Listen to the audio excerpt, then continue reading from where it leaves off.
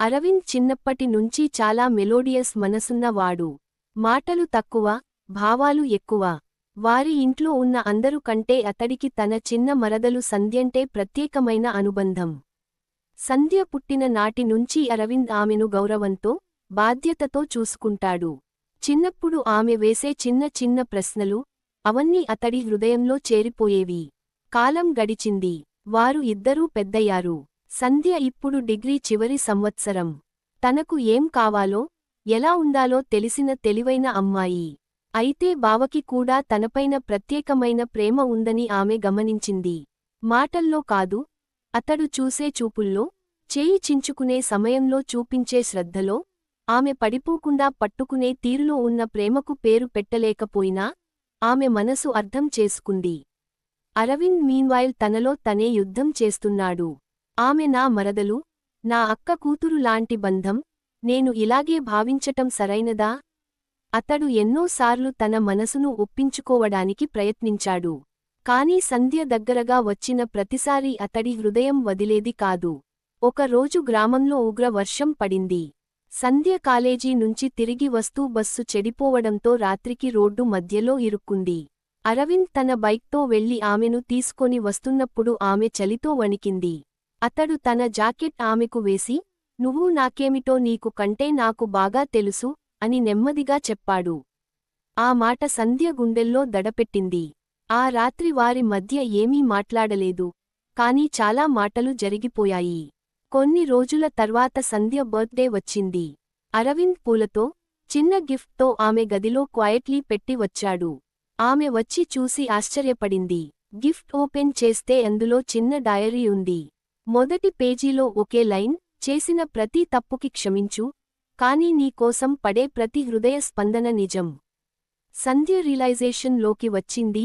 అరవింద్ మాటల్లో చెప్పకపోయినా అతని ప్రేమ అనేది మౌనంగా పాతుకుపోయింది.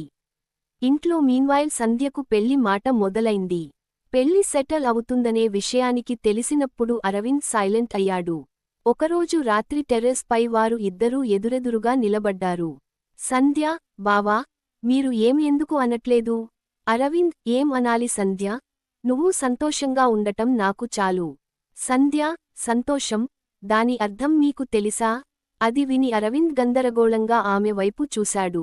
ఆమె కన్నీళ్లు కళ్ళ అంచుల్లో మెరిసి అతడికి దగ్గరగా వచ్చి చెప్పింది, నిన్ను వదిలి వెళ్లడం నాకు సంతోషమా బావా?